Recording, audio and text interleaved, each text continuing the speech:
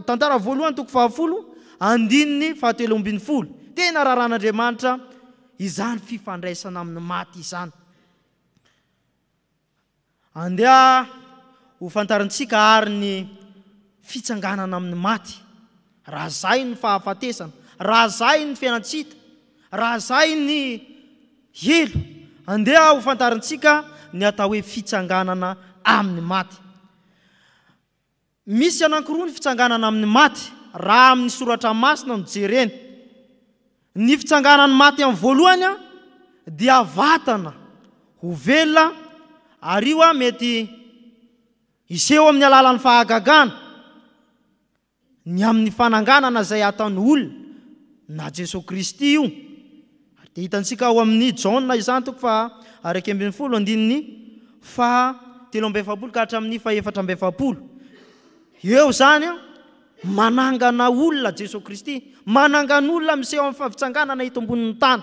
Ary io fitsanganana hito ambonin'ny tany, fananganana vatana io tsy mety mbola maty fa tena maty mihitsy, mbola ho faty. Zany hoe mbola faty io vatana io, satria mitafy nofo mandraho izy, tahaka ny Lazarosy zany. Natsangana Jesosy Kristy tamin'ny maty, zany hoe natsangana vatana, natsangana nofo mandraho mba hanehoana voninahitr'Andriamanitra. Fa ny fananganana faharoa dia fitsanganana amin'ny maty, zany hoe eo ny vatana vaovao. Io zany le miseho amin'ny farandro.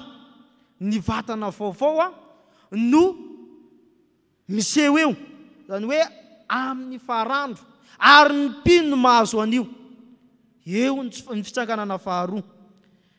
Ry afako malala rehetra amin'ny tompo, andeha ary ho fantarintsika ny fanahy masina sy ny fitsanganana amin'ny maty araka ny Ezekia toko 7:30 ka hatramin'ny 4:10. Hitantsika eto fa nentin'Andriamanitra nivoaka noho ny herin'ny fanahy masina Ezekia, ka nampiteneniny teo amin'ny lohasaha sy ny lemaka. Raha miresaka ny lohasaha sy ny lemaka isika ao amin'ny teny fototra, dia iray ihany ireo, zany hoe na ny lohasaha na ny lemaka dia zavatra iray ihany no lasaina ao anatin'io. Io toerana io dia nandraisan'ny Ezekia antso avy tamin'Andriamanitra.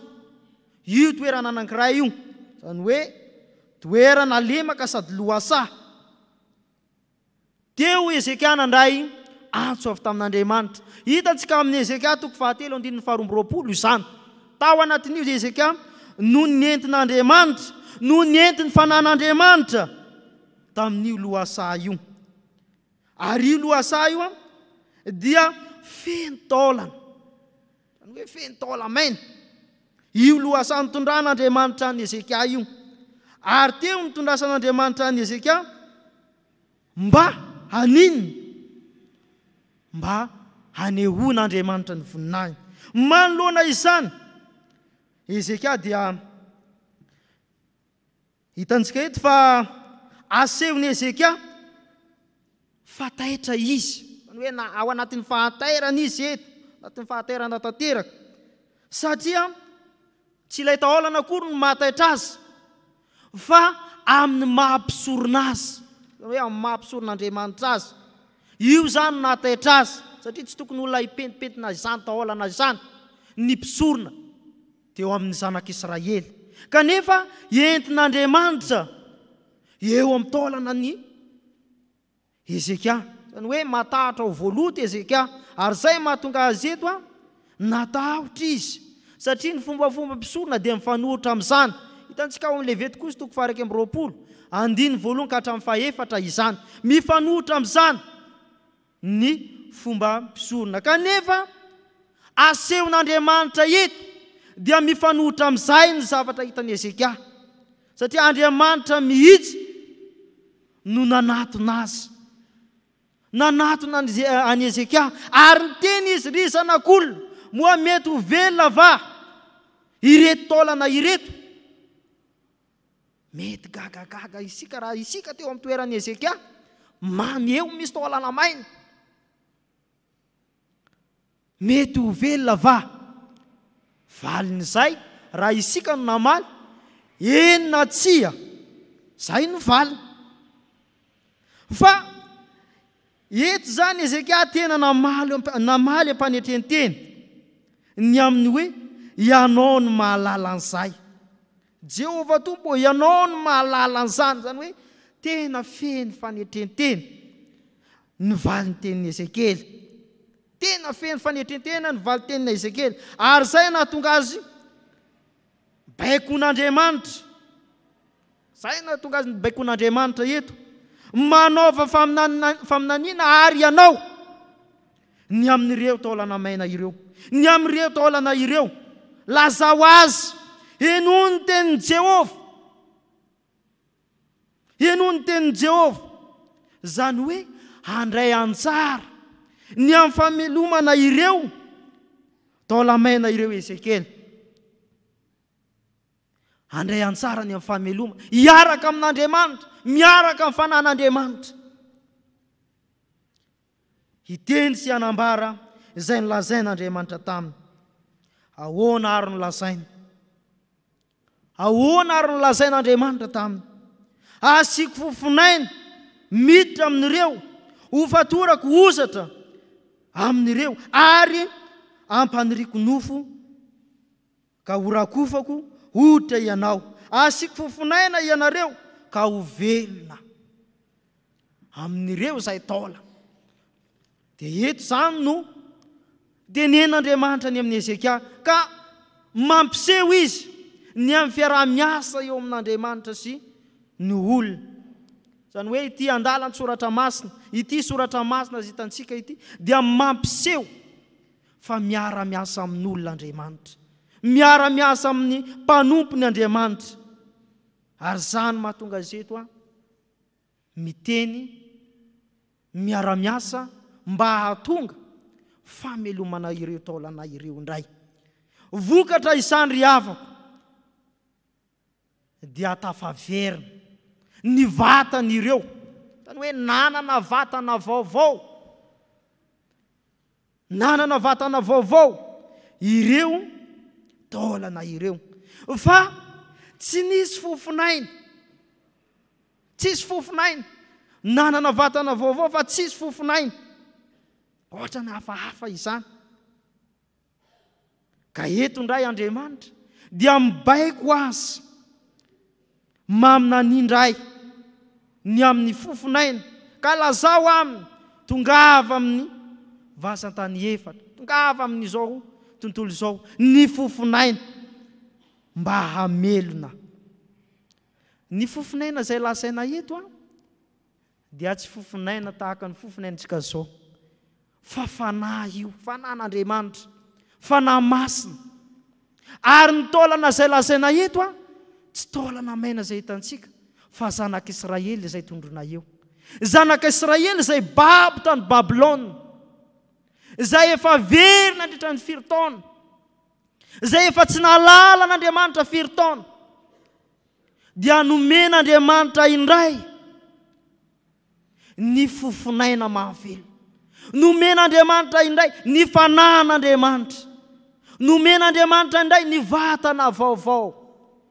Ny zanak'Israely izay babo tany Babilôna, izay efa tsy nahatsaro an'Andriamanitra, izay efa niteny fa tsy manana an'Andriamanitra eo amin'ny fiainana, dia nomen'Andriamanitra vatana vaovao. Zany hoe nitafy nofo vaovao,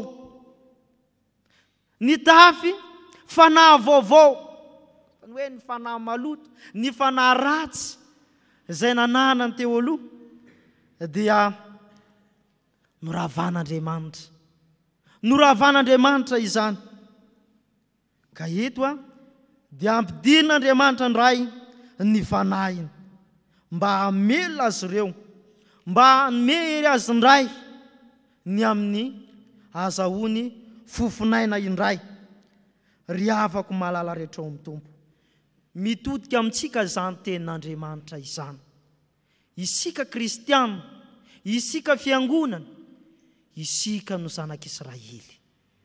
Isika no zanak'Israely. Tsy indraindray isika mbola mipetraka amin'ny toerana mahataolana atsika. Zany hoe tsy manana ny fanahy, tsy manana ny fanan'Andriamanitra. Fa raha tokony ho izy ny kristiana rehefa vita batisa dia tokony ao anatiny ilay fanahy masina. Fa io tsy indraindray tsy henantsika, lavintsika,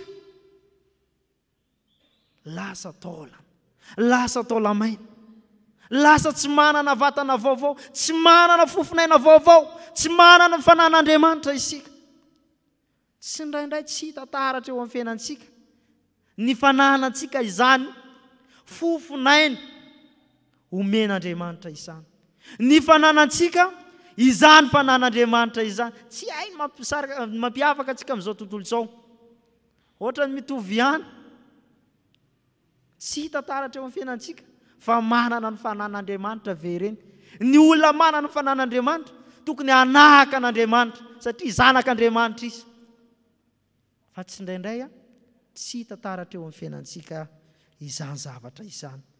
Dia eto atao amin'ny soratra masina isika fa raiso ny fanahy masina, raiso ny fanahy masina hanangana antsika ndray ny amin'ny endrim-pahafatesana rehetrarehetra, amin'ny endrim-pahafatesana izay misy eo amin'ny fiainantsika, mba ahazo fofinaina vaovao, ahazo fanahy masina ndray isika, dia raiso izany fanahy masina izany hamelona antsika. Ny faharoa ry havako dia izao: ny fanahy masina sy ny fitsanganana amin'ny maty araka ny Romanina 5:5-10.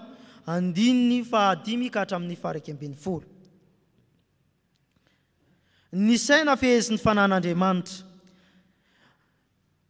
izay ametrahantsika ny saintsika no mamatra ny fomba fiainantsika. Zany hoe ny fifidianantsika ny hisaina ny amin'ny filany toetrantsika mahatonga antsika hanota dia mitondra ho antsika amin'ny fahotana sy amin'ny tsy fitiavana an'Andriamanitra. Zany hoe ny saintsika no baiko antsika, ny saintsika no hitondrasantsika ny fiainantsika, dia mahatonga antsika tsy tia an'Andriamanitra, hankahala an'Andriamanitra, tsy hanaraka ny sitrapon'Andriamanitra.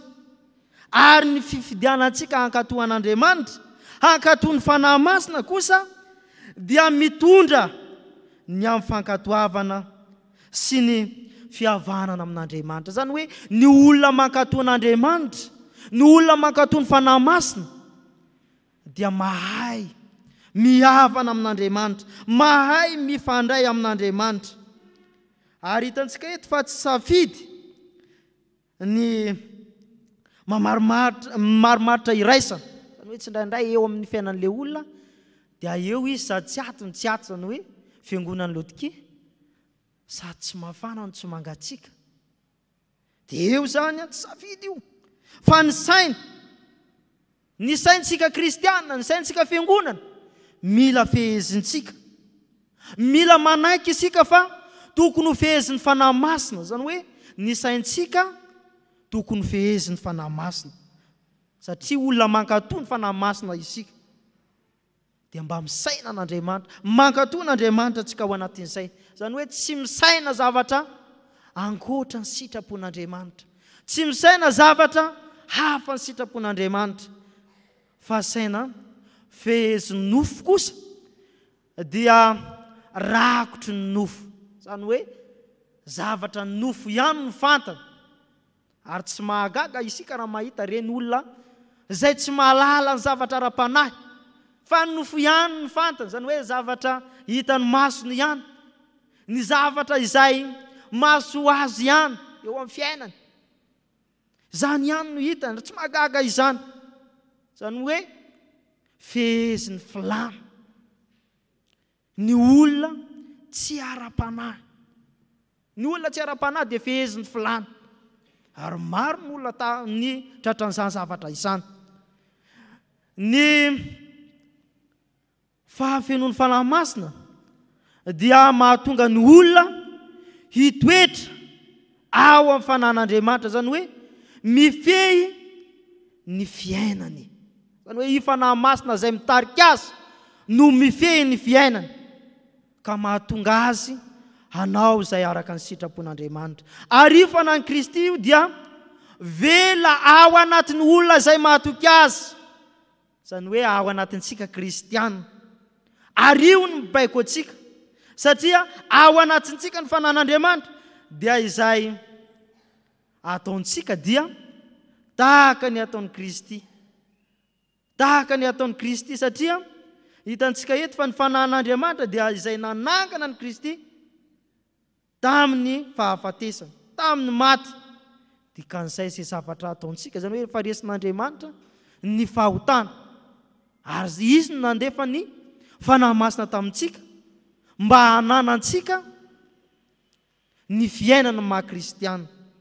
Noho izany ry havako, manambara amintsika ity soratra masina ity, fa tsy maintsy toerintsika ny filana, tsy maintsy toerintsika ny filana mba hananantsika ny fiainana ao amin'ny Kristy, mba hananantsika ny fiainana ao amin'ny fanahy masina. Fa tsy vitantsika samy rery izany raha tsy eo ny fanahy masina mitarika atsika. Dikan'izay ny vahaolana amin'izay dia ny fandraisantsika ny fanahy masina, satria io mialoha lalàna antsika mandrakariva ny amin'izay rehetra ataontsika, ary manakana atsika, miaro atsika ny amin'ny tsy fahamarinana rehetra. Ataoko ohatra fotsiny manao zavatra tsy mety ianao teto dia tonga dia arovan'Andriamanitra, arovan'ny fanahy masina, tsy hany lalana, ka averin'Andriamanitra ny amin'ny fibebahana. Zany ny asan'ny fanahy masina, averin'Andriamanitra andiny teny mba tsy hahatonga anao ho any amin'ny fiainantsika, fa hahatonga anao hibebaka, hiorina tsara. Zay no asan'ny fanahy masina. Ny fanahy masina sy fitsanganana amin'ny maty araka ny Romanina 1:1 ka hatramin'ny 7. Zavatra telo no ambaran'ny Paoly apôstôly eto mba hahafantarany fiangonana ataon'ny Romazy, izany hoe manambara ny zavatra telo. Ny voalohany ny fifandraisana amin'ny tompo. Izay ny voalohany. Ambarany eto fa mpanompon'ny Kristy izy. Izany hoe mpanompon'ny Kristy. Raha miresaka ny mpanompo isika dia andevo dikan'izay. Andevo dikan'izay, izany hoe andevon'ny Kristy ny Paoly apôstôly. Na dia tsy dia mahafinaritra aza zany fiteny zany, na dia tsy mahafinaritra ny fieritreretantsika izany, andevo izany, dia ambaran'ny Paoly, ary tiany Paoly ho fantatsika fa tsy izy rery ihany nanao an'io zavatra io, fa hatrany amin'ny testamenta taloha efa misy io zavatra io, efa misy io mpanompo io. Tantsika ao amin'ny Mosesy izany, Mosesy zao mpanompon'i Jesosy Kristy, mpanompon'Andriamanitra. Ambarany ao amin'ny Josuà 1:1-2. Ary Davida tahaka an'izay, tantsika ao amin'ny Salamo, Salamo 7:7 ka hatramin'ny 20. Ary ny mpaminany, ireo mpaminany dia mpanompon'ny Kristy ihany, izany hoe andevon'ny Kristy, andevon'Andriamanitra. Tsy dia mahazatra, tsy mahazatra ny sofina izany, fa izay no andraisan'ny Paoly apôstôly azy eto, andevon'ny Kristy. Ary ampiasaina koa io teny io ao amin'ny testamenta vaovao, ny amin'ny fiantsony Kristy rehefa miresaka ny fifandraisana amin'ny ray. Ampiasaina io. Izay hitantsika ao amin'ny Filipiana 2:2-7. Ry havako malala, nanaiko eo ambany fahefany Jesosy Kristy tanteraka, ny ankato azy, hanompo azy, i Paoly apôstôly eto, tahaka ireo izay nitanisaina teo aloha ireo, tahaka ny Mosesy, tahaka ny Davida, tahaka ireo mpaminany, dia nanaiky izany izy. Izany hoe tsy nitoerina ireo, tsy nitoerina ny Paoly apôstôly, fa nanaiky an'izany. Ary ampiasain'ny Paoly koa io teny mpanompo io, iantsony ireo kristianina, iantsona ireo kristianina eo anatrehan'ny Kristy. Izay hitantsika ao amin'ny Korintianina 1:7-12 ka hatramin'ny 17. Izany hoe any Kristy ireo, ary manaiky azy tanteraka ho eo ambanin'ny fahefana. Zay ny dikany, izany hoe manaiky ny fahefany Kristy ny mpanompony, manaiky ny fahefana ary manaiky ny sitrapon'Andriamanitra. Zay ny dikan'io. Hitantsika eto fa ambarany Paoly apôstôly fa rehefa manaiky izany mpanompo izany olona anankiray dia antson'Andriamanitra izy. Hitantsika eto fa nantson'Andriamanitra i Paoly apôstôly, nantson'Andriamanitra haniny hitolo filazantsara, hisoltenan'ny Kristy any amin'ny jentilisa, zany hoe hitondra fampianarana hanambara ny filazantsara any amin'ny jentilisa. Zay hitantsika amin'ny Romanina 5:17 izany. Matetika ampiasaina koa io teny io hiantsona ny olona ny fidin'Andriamanitra sy nomen'Andriamanitra ny fanomezam-pahasoavana hisoltena azy. Hisoltena azy eto amin'izao tontolo izao. Ambarany Korintiana 1:2-9.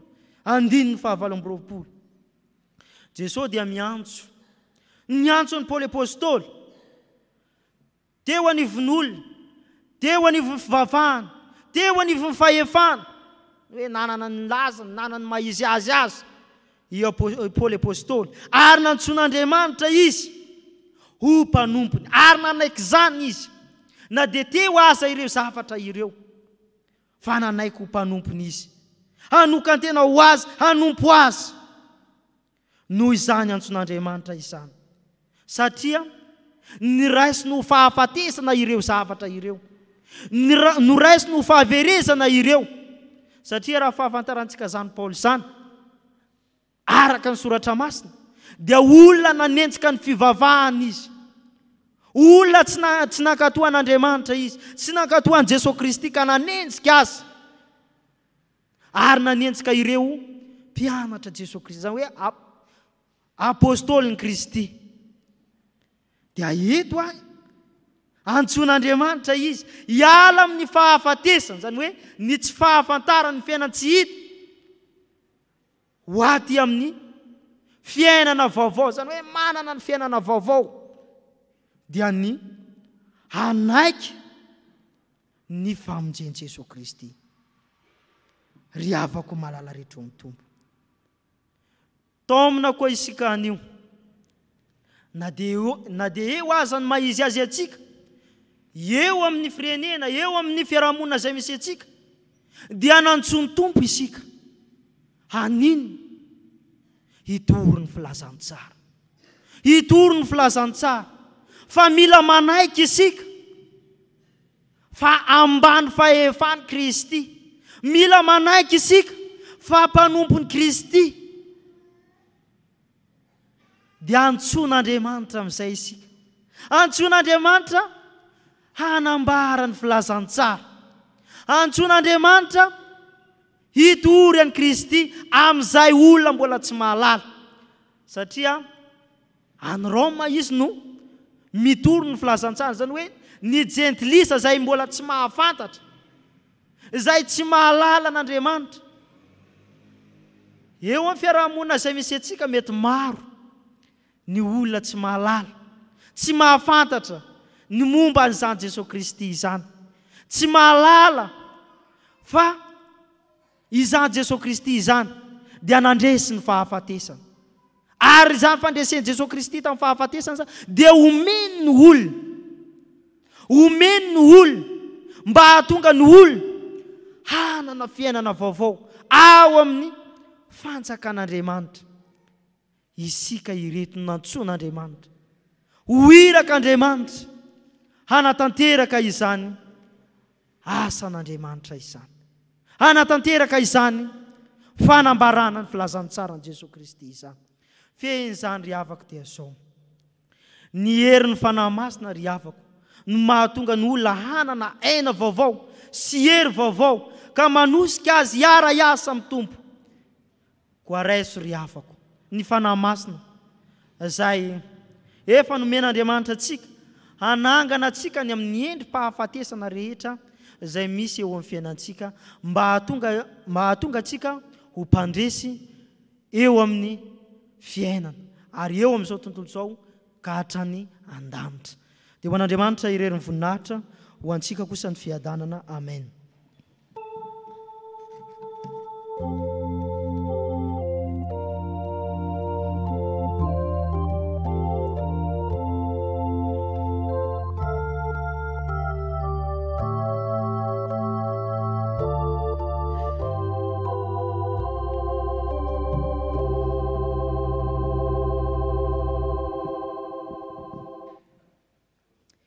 Iaraka iombavaka isika tompoko. Ry Tompo Andriamanitra rainay io, misaotra anao izay noho ny amin'ny teninao izay nazavainao anay tamin'ity androandroany ity. Misaotra satria azavainao aminay, nazavainao taminay fa manana ny endriny maro samihafa izay afaka hisehoana ny fahafatesana. Dia izany rehetrarehetra izany dia mitoetra aty anatin'ny fonay. Impirimpiry izay ry Tompo no namela ny endriky ny fahafatesana hitoetra aty anatinay. Dia amin'ny alalan'ny fahotana maro samihafa, ny fakapanahy maro samihafa izay tsy voatohatra, ary indrindrindrindra Tompo, nametraka ny fanahy masinao izay efa napetraka ao aty anatinay amin'ny toerana izay tsy azo kitihana, mba tsy hahafahan'ny teny aminay ary hahafahanay mandeha araka ny nofo hatrany. Mifona aminao izay ankehitriny Tompo noho ny amin'izany tsy fahametezanay rehetrarehetra izany, satria fantatray fa ianao fanahy masina izay efa nomenanay tsirairay avy reto, izay mitoetra aty anatinay, dia ianao no mitarika anay ary manazava anay, mampatsiahy anay izay zavatra rehetra efa nianaranay teto amin'ny tranonao, tamin'ny alalan'ny teninao sy ny fampianarana maro samihafa. Mifona aminao izay ry Tompo satria ny endriky ny fahafatesana maro samihafa dia mbola mipetraka aty anatinay, aty anatin'ny fonay, eo anivon'ny fiarahamonina izay iananay, eo anivon'ny toerana rehetra izay ametrahanao anay Tompo. Dia fantatray fa misy ny endriky ny fahafatesana izay tsy azonay toerina kanefa ny tsy miantso anao izahay amin'ireny fotoana ireny fa mandeha amin'ny herin'ny tenanay fotsiny indrery ihany. Mangataka famelana avy aminao izay ankehitriny ary miondrika eto anatrehanao, ary mangataka aminao ny mba hisitrihanao aty anatin'ny fonay Jesosy malala. Koseho izahay ary izany endrika maro samihafa izany Tompo, ho fongorinao hiala taty anatinay, ny fahotana maro samihafa sy ny fakany rehetra, dia ianao Jesosy Kristy no anasa izany amin'ny alalan'ny ilay rano soa izay efa nalatsaka ao teo amin'ny hazo fijaliana. Ianao Jesosy Kristy no nandrava izany hevitra izany, izay mampisaraka anay amin'Andriamanitra iray, izay mampisaraka anay tsy hiaino ny fanahy masina, ary mampisaraka anay ihany koa tsy hiray aminao Jesosy Kristy. Ankehitriny izay dia manavao ny fanoloran-tenanay eto anatrehanao, ny fonay sy ny fanahinay, ny tenanay, ny fiainanay iray manontolo Tompo, dia mba ho endriky ny fiainana vaovao ao aminao, satria ianao Jesosy malala no andrakotra anay. Ianao fanahy masina ihany koa no angatahanay hanazava ny sainay ary hitari-dalana anay, hanolo-tsainanay amin'ny fotoana rehetra ianao Tompo, ka ny toe-javatra rehetra miseho amin'ny fiainanay dia ho endrika vaovao hisehon'ny voninahitra ao irery ihany. Ankehitriny ihany koa dia mangataka aminao izahay, veloma aty anatinay ny afon'ny fanahy, mba ho feno fofonainao izahay Jesosy Kristy, ary feno anao ny fiainanay iray manontolo. Ny ankohonanay iray manontolo dia ianao no anjaka feno ao anatin'izany, ny fiarahamonina izay misy anay dia ny voninahitra ao irery ihany no ho banjiny ny tsirairay avy amin'izany rehetrarehetra izany. Dia meteza feno Tompo, hitoetra feno aty anatin'ny fonay sy ny fanahinay, mba ho tena anitra kasitrahana eo imasinao ny fanoloran-tenanay tsirairay avy. Amin'ny anaranao Jesosy Kristy no hanonanay izany vavaka izany. Amen.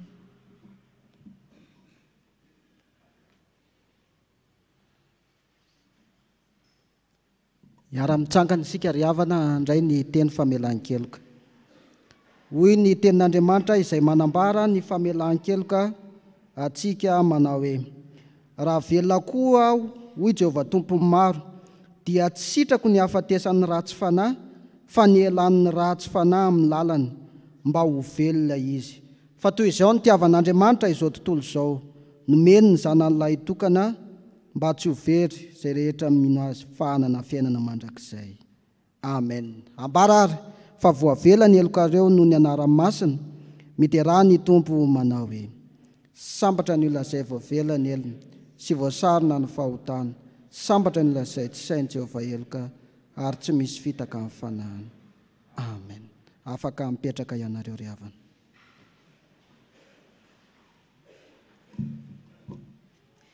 Dia isika ry havana navao ny fanoloran-tenantsika amin'ny alalan'ny rakitra.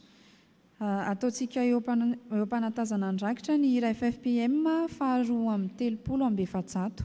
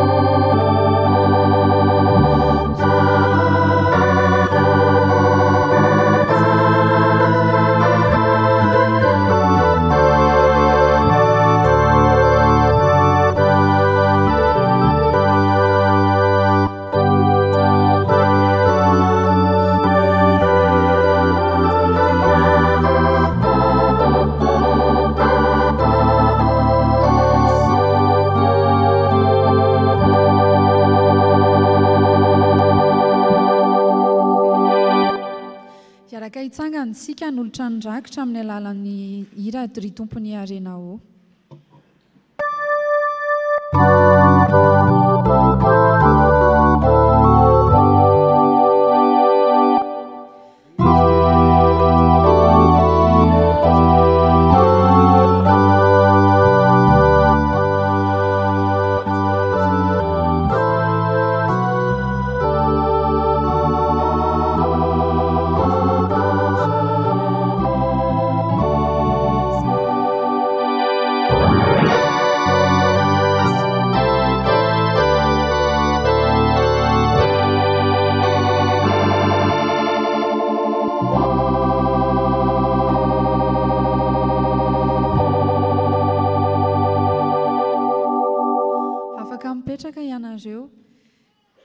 Tonga eo amin'ny fotoanany anatanterahany sampana tanora kristiana ny afatra ankiry sika amin'izao fotoana izao, koa eo am-piomanan'izy ireo dia mangataka feonkiran'ny zava-maneno.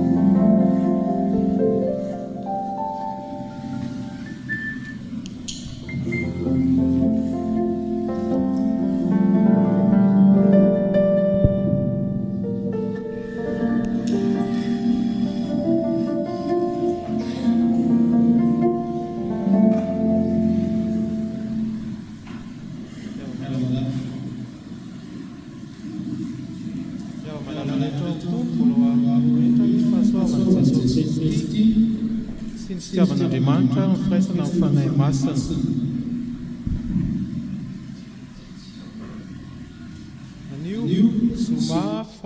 Anio zoma fa 20 ny volana May, andro fahenina amin'izao herinandro masina diavintsika, amin'izao herinandro fanahy masina diavintsika izao.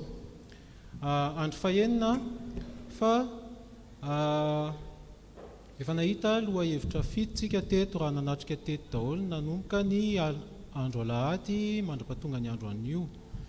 Dia tao anatin'izay tao anatin'izay loha hevitra fito izay tokony efa nandray zavatra be dia be tsika ny amin'ny fanahy masina, ny amin'ny momba ny fanahy masina, ny amin'izay ifandraisan'ny fanahy masina amin'ny fiainantsika andavanandro. Isan'andro rehefa mivavaka tsika dia matetika miantso an'Andriamanitra iray, matetika tsika mivavaka amin'ny Jesosy fa mahalana indraindray tsika no miantso ny fanahy masina, mivavaka ny fanahy masina. Fantatsika nefa fa ny fanahy masina dia personne iray ao anatin'ny Trinité. Tena tokony hivavahantsika, tena tokony angatahantsika amin'ny fanahy masina ny fitarihany ny amin'izay zavatra ataontsika amin'ny fiainantsika. Dia isika miantso mifanay masina, miantso mifanay masina, fanay masina avy manatrehanay, avy eto aminay. Fa rehefa miantso mifanay masina tsika, moa ve tena velantsika miasa amin'ny fiainantsika io fanay masina io. Miantso isika fanay masina midiny ety aminay. Fa rehefa tonga, rehefa miantso tsika, tafidiny eto amintsika izy dia avelantsika eo akaikintsika eo izy fa tsy avelantsika miasa amin'ny fiainantsika. Rehefa miantso fanay masina tsika dia tokony hangataka itsika. Midiny ianao, mitoera aty anatin'ny fonay. Tokony isika zany hiantso ny fanay masina. Rehefa tonga ny fanay masina dia afaka manome, afaka manadio ny ao am-pontsika izy, afaka mamorona fo vaovao atsika izy, afaka momba atsika ihany koa izy, afaka mampianatra atsika izy. Be dia be ny asan'ny fanay masina eo amin'ny fiainantsika, ka tokony hangataka ny fanay masina hatrany isika. Dia ankehitriny aza, aoka isika isaintsaina tsara. Raha teto foana ianao zany hatramin'ny alahady, nandray ireo fampianarana 7 ireo, moa ve tena nandray tokoa ny fanay masina ianao? Moa ve tena velanao miasa ao anatinao tokoa io fanay masina io? Moa ve tena nisy zavatra noraisinao entinao hanova ny fiainanao tao anatin'izay fampianarana 7 natrehanao teto izay? Sa ve sanatria le dia rehetra sy le hira rehetra izay natao teto ho fanomezam-boninahitra an'Andriamanitra dia nandalo fotsiny ihany, fa tsy nanaraka anao tany atokantranonao, tany amin'izay nalehanao rehetra tamin'ny fiainanao. Sanatria le resaka totozy sy voalavo teto dia resaka toy ny tamin'ny radio ihany fa tsy nisy fiantraikany tamin'ny fiainanao. Ankehitriny aza manaova voady ianao. Ndao tsika no voady andray ny fanay masina, tena hamela ny fanay masina hiasa ao anatintsika, tena hamela ny fanay masina hiasa ao anatintsika. Dia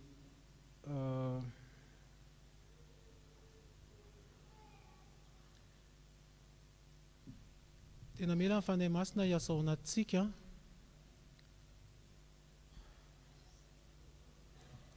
Tena hamela ny fanay masina hiasa ao anatintsika, fa tsy ho angatahana fotsiny ihany any anatin'ny vavaka, tenenin'ny vava fotsiny ihany fa tena hiasa ao am-pontsika, hanova ny fontsika, hanavao ny fiainantsika.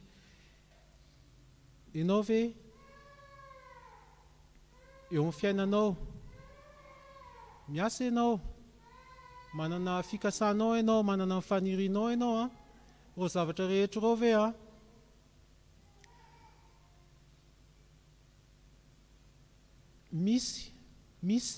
misy irianao mihoatra noho ny tomponao, misy irianao mihoatra noho ny tompo Andriamanitra ao ve reo misy irianao noho Jesosy Kristy ve reo misy irianao mihoatra ny fanay masina ve reo? Mampametra-panontaniana zany dia aoka ny tsirairay samy saintsaina an'izany avokoa dia averina hatrany raisy ny fanay masina dia avelao izy hiasa ao amin'ny fiainanao. Dia ho an'Andriamanitra irery ihany ny voninahitra. Amen.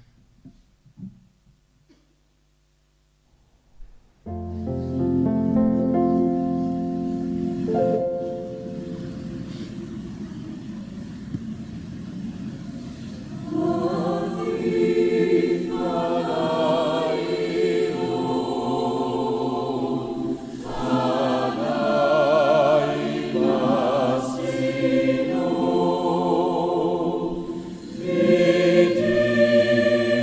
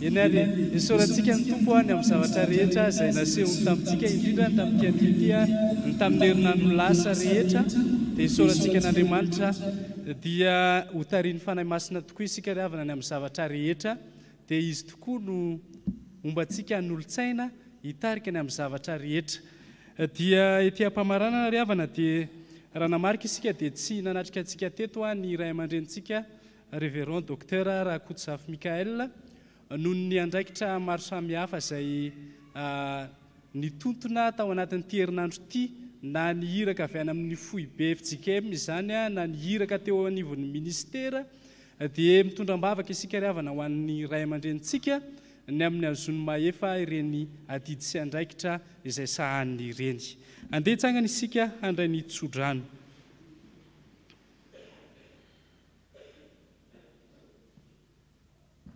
Tanterahiny tombo aminareo izao tsodrano tononona amin'ny anaran'i Jesosy Kristy tompo izao. Hitainareo Jehovah ka hiaro anareo. Ampamirapiratra ny tavany aminareo Jehovah ka hamindra fo aminareo. Hanandratra ny tavany aminareo Jehovah ka hanome anareo ny fiadanana. Amen. Ho an'Andriamanitra irery ny voninahitra amin'ny anaran'ny Ray sy ny Zanaka ary ny Fanahy Masina. Amen. Dia mirary soa antsika rehetra ry havana samy ho tahian'Andriamanitra. Thank